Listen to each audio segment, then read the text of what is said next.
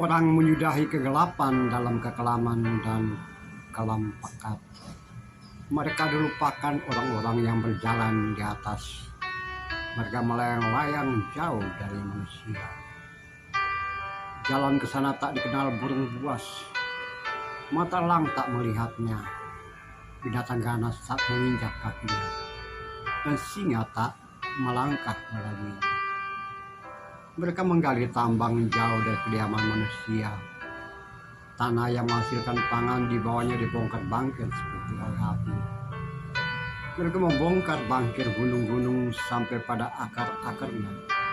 Dalam gunung batu menggali terowongan, mereka melihat sesuatu yang berharga. Mereka menambang perak, emas, besi, batu, tembaga, lasurit, dan emas urai. Gubahan beberapa ayat dari Ayub pasal 28. Renungan kita satu hari satu pasal dari kitab Ayub. Hari ini Ayub pasal ke-28. Menarik. Pasal 28 ini kita memperhatikan kalau dengan teliti kuncinya di paling bawah. Ya, ayat 28, pasal 28 ayat 28. Bahwa hikmat itu adalah takut pada Tuhan. Takut pada Tuhan adalah hikmat, dan menjauhi kejahatan itu akal budi. Poinnya di situ. Ya. Sehingga kalau kita lihat ke atas, ada cerita yang menarik, ada kisah ungkapan yang menarik. Padahal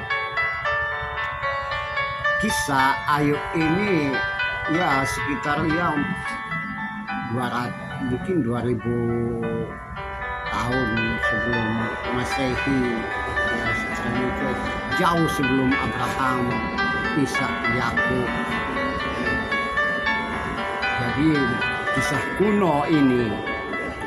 Nah, kalau itu yang kita pakai sebagai durasi waktu yang masa lampau yang kuno, maka mereka atau Ayub dan teman-temannya sudah pahami betul bahwa hikmat itu adalah takut pada Tuhan, takut pada Allah, itulah akal budi.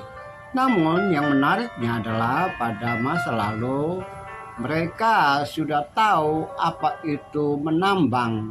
Ya, tadi dalam pendahuluan yang saya ubah tadi, kita memperhatikan bahwa pada masa Ayub sudah tahu persis ya apa itu menggali tanah dan menambang emas, perak, dan seterusnya. Jadi jauh sebelum era modern, orang mengenal pertambangan modern.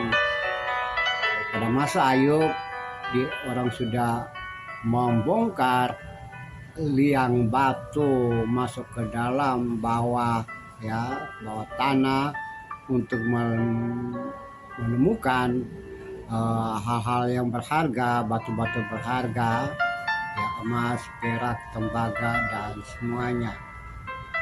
Dan pada konteks Ayub pada masa itu, orang mencari barang-barang harga itu, emas, perak, dan seterusnya itu juga pakai hikmat, tapi bukan untuk mencari hikmat. Yang mereka cari adalah benda-benda tadi, benda-benda harga. Nah, hikmat itu, akal budi itu justru muncul karena takut pada Tuhan, menjauhi kejahatan. Ini berarti bahwa orang bisa melakukan banyak hal, kemanapun pergi, belajar apapun, melangkah kemanapun ke ujung dunia untuk mencari sesuatu yang disebut hikmat, akal budi, kepintaran, atau apapun. Naik ke udara, turun ke dalam laut, masuk ke liang batu, semuanya mereka tidak akan menemukan hikmat.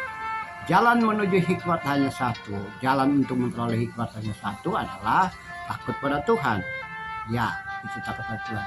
Nah, saudara-saudaraku yang kekasih, saudara-saudara dalam Tuhan, saudara-saudara dalam kemanusiaan, Dalam konteks seperti itu, maka kita bisa melihat bahwa manusia bisa belajar apapun, melangkah apapun dia sebagai melakukan perjalanan kemanapun untuk memuaskan pandangan mata atau mencari ilmu sebanyak mungkin, naik ke puncak gunung untuk menikmati alam raya, masuk ke dalam laut untuk menikmati apa saja dalam laut atau melakukan apapun. Namun jika dia mau menemukan hikmat, maka dia harus datang kepada Tuhan. Orang bisa membaca banyak buku, memperoleh banyak pengetahuan semuanya. Orang bisa mendapatkan harta dari atas laut, dari bawah tanah, ataupun di udara, semuanya bisa. Tapi hanya satu yang penting untuk mendatang pada Tuhan, yaitu takut pada Dia. Hikmat karena takut pada Dia, hikmat akal budi ialah menjauh kesehatan. Nah, bagaimana dengan saudara dan saya pada saat ini? Bergerak kemanapun, belajar apapun dan semuanya, dan melakukan banyak hal dalam narasi dan orasi, percakapan, debat, diskusi, atau berceramah, atau menyampaikan pesan apapun. Kita harus gunakan bahwa kita ingat dan gunakan hikmat yang muncul karena takut kepada Tuhan. Pengertian itu, berakal budi itu karena takut kepada Tuhan. Mari kita merenungkan ulang Ayub pasal 28.